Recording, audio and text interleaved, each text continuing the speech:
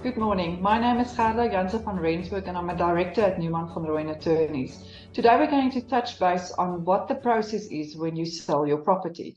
So that mystical portion of the transaction where your conveyancer or your attorney is busy with your transaction and you are not quite sure.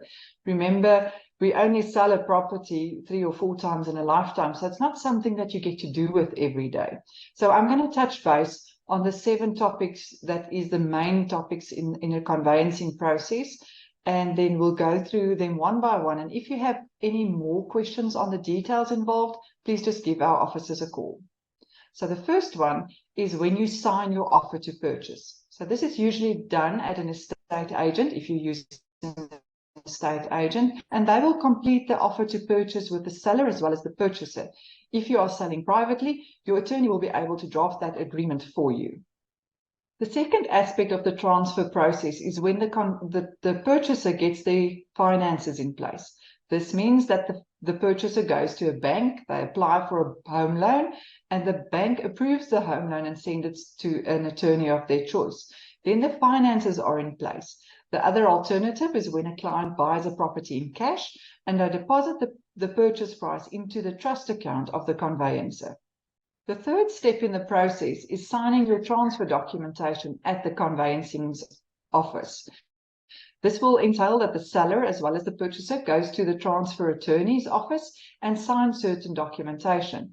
Some of them can be signed via email, but the original documentation that needs to go to the deeds office will have to be sent back to the office of the conveyancer.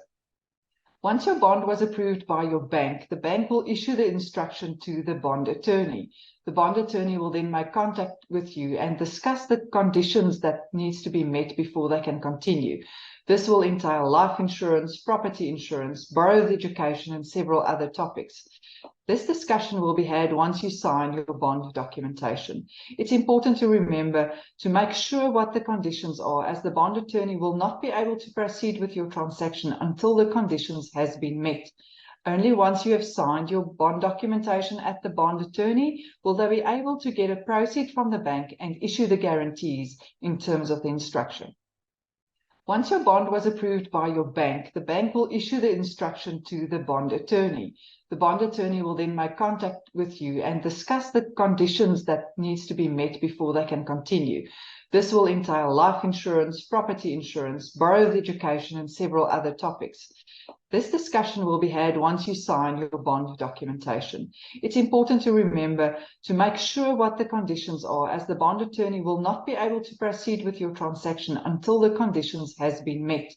Only once you have signed your bond documentation at the bond attorney will they be able to get a proceed from the bank and issue the guarantees in terms of the instruction.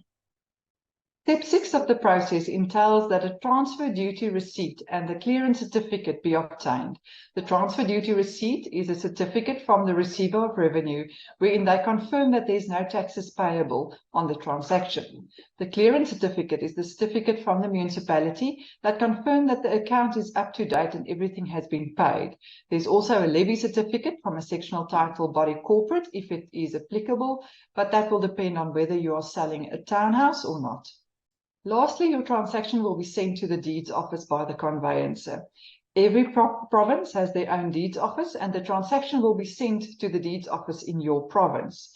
So in the Free State, we'll send it to Bloemfontein, and our correspondents in Bloemfontein will lodge the matter on our behalf in the deeds office.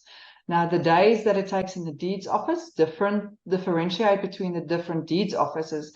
In the Free State, it's about 7 to 10 days, depending on how complex the matter is.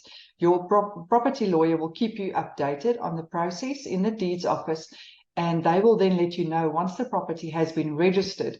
That is the day that you now become the new owner of a property, or you receive your funds for the sale of your property on the next morning.